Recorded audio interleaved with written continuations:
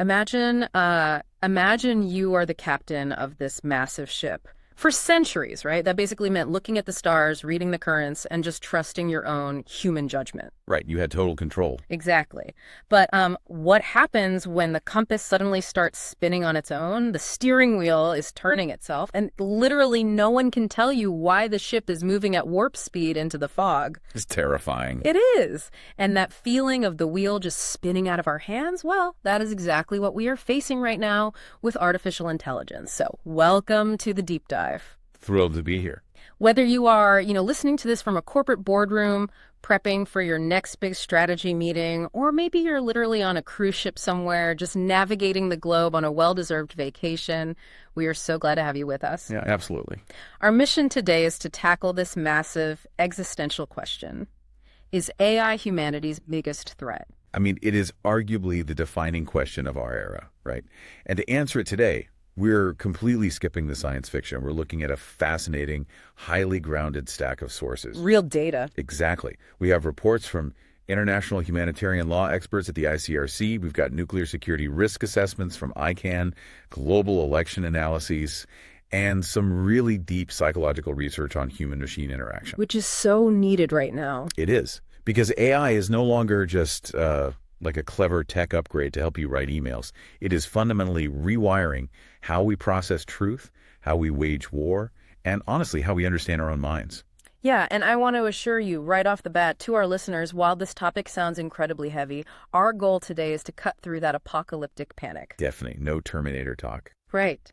We are going to give you practical, specific insights into how AI is operating in the world right now. Because whether you are an executive trying to protect your business or just a traveler trying to understand the news, mastering these invisible currents is the only way to navigate them without feeling, totally overwhelmed. Yeah, knowledge really is the ultimate anchor here. So true. Well, let's start with the most immediate visible threat that you probably encounter every single day, your newsfeed. Oh, yeah. The sheer volume of deceptive content right now is staggering. It's wild. There was this recent survey by McAfee, and it noted that 27% of people have seen 5 or more deepfakes in just the last 2 months. Wow. And over 80% of people say they really struggle to verify if the content they're looking at is real or AI generated. And, that inability to verify reality, it's having profound global consequences. Yeah. Especially when you look at the political sphere. The sources detail this massive wave of election interference worldwide. Right, like what happened in Slovakia. Exactly. Yeah. In Slovakia, a deepfake audio recording of candidate Michal Umecha supposedly discussing how to rig an election was released literally just 2 days before the vote. 2 days. Yeah, and he ultimately lost that really tight race. Which is it's crazy. And we are seeing this exact tactic deployed across the entire political spectrum globally. And actually, just a quick note before we dive into these specific examples, our goal here is entirely neutral. Right, just looking at the facts. Yeah, we are looking at data from all sides, left, right, and center, simply to report on what the research shows about AI's capabilities. We aren't taking any political sides or endorsing any viewpoints, just, conveying the realities found in these global reports.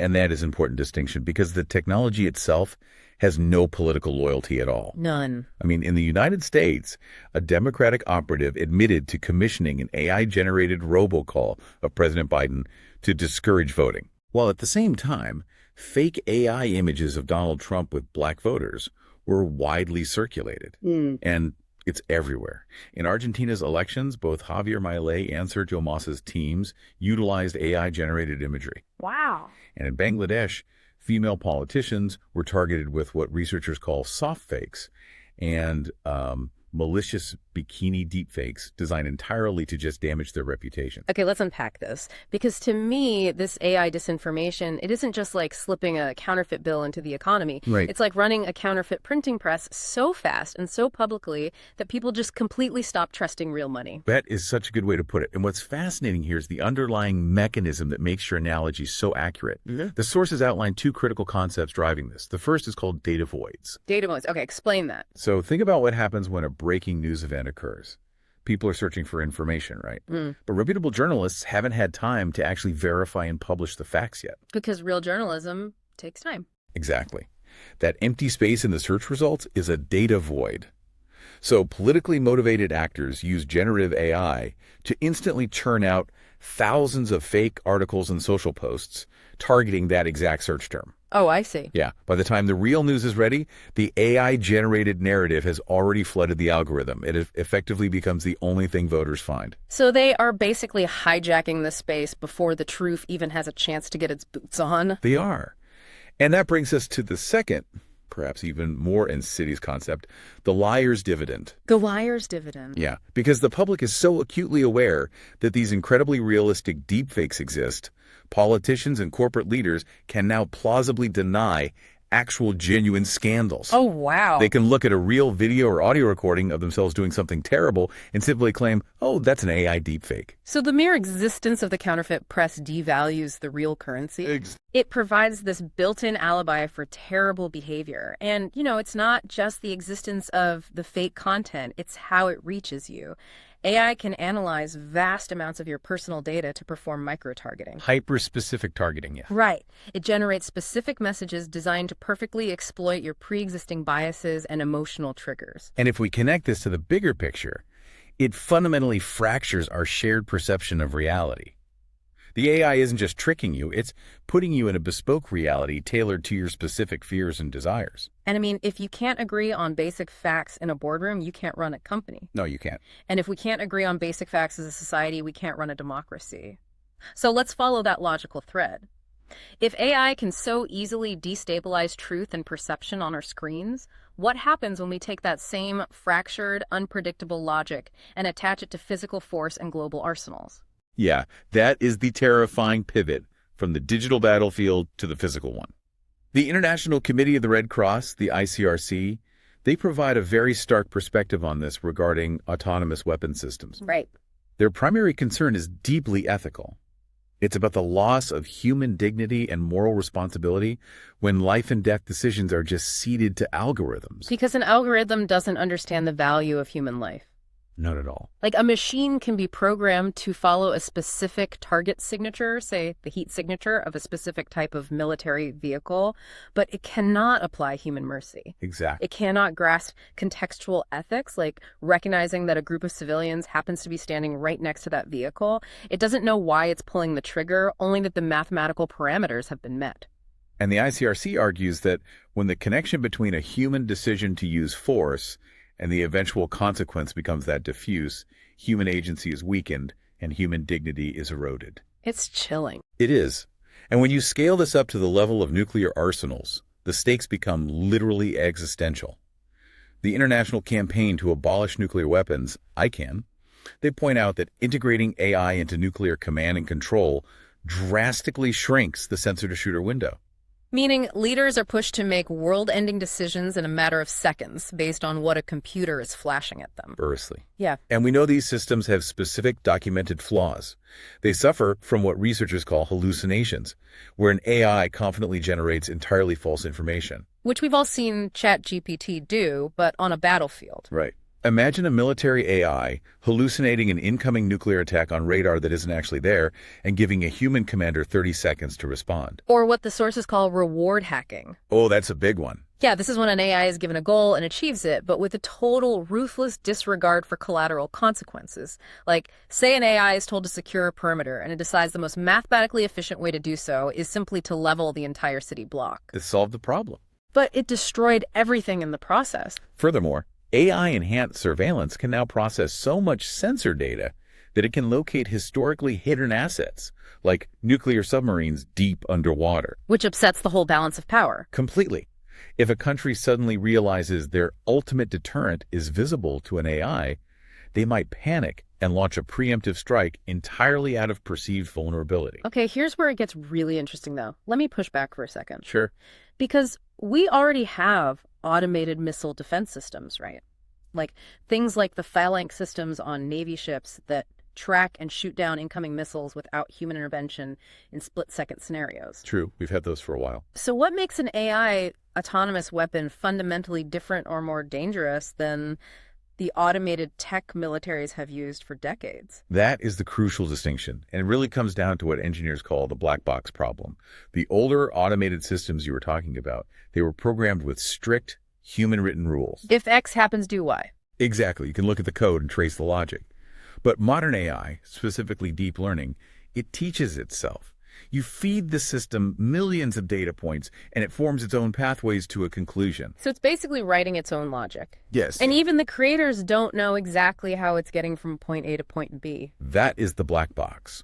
When a deep learning AI makes a choice, its own programmers cannot always look under the hood and verify how it reached that specific conclusion. That's unsettling. It is. You have inputs and outputs, Right. but the process in the middle is completely opaque. If you apply that to a targeting system, you completely sever the link between human intent and the weapon's action. You just cannot legally or ethically assign responsibility to a machine that operates in ways humans fundamentally cannot comprehend. Wow. So we're basically giving the keys to a highly capable entity without actually knowing how its brain works. Pretty much. And the wild part is, this exact same underlying technology isn't just locked away in military silos, it is literally in our pockets. So let's pull the focus from global battlefields down to a deeply personal level, the impact on your own brain. Yeah, this brings us to the massive boom in on-device AI. The market for AI processed directly on your smartphone, tablet, or wearable device, it's projected to hit $156 billion by 2033. That is huge. It's moving away from the cloud because consumers and corporations demand real-time speed and strict data privacy. So the AI is becoming this incredibly intimate piece of our personal hardware. And when technology becomes that intimate, it starts messing with our psychology. I mean, if you're listening right now, you might be thinking, look, I just use my AI assistant to draft boring emails or summarize a PDF. What's the big deal? That seems harmless. But there's a fascinating study out of the University of Sussex looking at a mental health app called WISA. They analyzed 4,000 users and found that people were forming profound, well, what they call intimacy loops with the chatbot. Let's break down how that mechanism works. It is a psychological phenomenon where disclosing personal information to an AI leads to a feeling of incredible safety. Why is that? Because the machine completely lacks human judgment. Yeah. When you talk to a friend, there is always this subconscious fear of how they will react. Right. Or that they'll judge you. Exactly. With a chatbot, you confess your anxieties, the AI responds perfectly and patiently, and you feel entirely understood. Which sounds incredibly therapeutic on the surface, but the researchers point out the hidden danger here. A human therapist or a good friend, they will gently push back on your dangerous or toxic perceptions. They provide friction. Yes, friction. An AI companion might just endlessly validate you. It creates this closed loop where the user feels safe, but they are actually getting stuck in an unchallenged, self-fulfilling echo chamber, totally isolated from real, messy human relationships. And this raises an important question about a broader cognitive clash. Yeah. The MIT Media Lab warns about a concept called cognitive offloading. Cognitive offloading. Yeah, this is the very real risk that by relying on AI to write our emails, plan our trips, summarize our meetings, and even manage our emotional health, our own critical thinking, memory, and originality will just begin to atrophy. Like losing muscle mass. Exactly. We lose the mental muscles we no longer use because we've outsourced the heavy lifting to an algorithm. So what does this all mean? I mean, is AI becoming a bicycle for the mind, something that helps us go further and faster under our own power? Or is it becoming a wheelchair where if we use it too much, even when we don't need to, our own cognitive muscles atrophy and we forget how to walk on our own? The sources offered a surprisingly nuanced take on that, actually. Yeah. Tampere University provides a compelling counter-argument to the pure atrophy theory. Oh, really? Yeah, they point out that historically, human creativity wasn't just a luxury. It was an evolutionary trait selected to help us adapt to changing environments. So their view is that the massive disruption posed by AI might actually catalyze human creativity, forcing us to think in entirely new, higher-level ways just to survive and thrive alongside these systems. Oh, so the pressure forces an evolutionary leap in how we work. Exactly.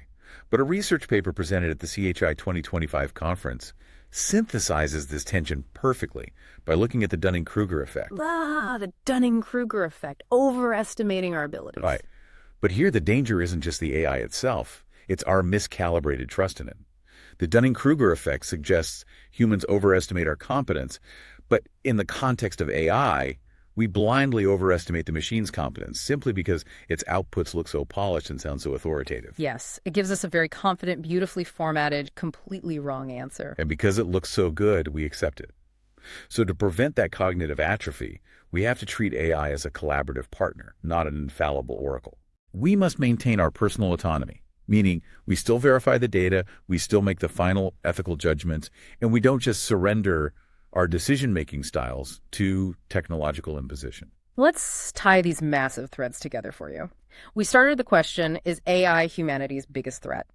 And what we've discovered in this deep dive is that the real threat isn't some sci-fi Terminator-style robot uprising. No, it's not. It is much quieter and honestly much more pervasive. The threat is the subtle erosion of shared truth and objective reality driven by deepfakes and data voids. It's the perilous delegation of moral agency to black box systems on the battlefield. Yeah. And on a personal level, it's the outsourcing of human cognition, creativity, and intimacy to a screen. There's a powerful concept in our sources from a piece called Gadgets to God that frames this beautifully. It's called The Great Reversal. I love this concept. It's so good. Throughout history, we were the masters. We used our human intelligence, our physical skills, and our sympathy to coax performance out of dumb mechanical machines. We hit the hammer, we steered the ship. But now, that dynamic is flipping. We are becoming the subjects. Smart machines are deploying artificial intelligence, a vast network of sensors, and infinite data to extract the best out of us. Wow. We are being optimized by the very tools we created. Which brings us right back to our captain navigating the ship. We're at the moment where the wheel is turning on its own. We can either retreat to our cabins and just hope the machine knows where it's going, or we can step up, understand the systems, keep our hands near the wheel, and ensure we decide the final destination. And doing that requires intentionality in every interaction we have with this technology, whether it's consuming a news story, setting a corporate policy, or tracking our own mental health. Exactly. But before we let you go, I want to leave you with one final provocative thought to mull over, something outside the immediate threats we just unpacked. Okay, let's hear it. As we increasingly rely on AI to generate our text, our art, and our code, the internet is rapidly filling up with AI-generated content. Future AI models will eventually have to scrape and train on that very same data. Oh, wow. Yeah. It becomes a snake eating its own tail. When the machine starts learning not from human brilliance, but from its own recycled synthetic echoes, what happens to the quality of that intelligence? Will AI continue to evolve, or are we setting the stage for a digital dark age where the machine simply forgets what it means to sound human at all? Keep your hands on the wheel. Thanks for listening to The Deep Dive.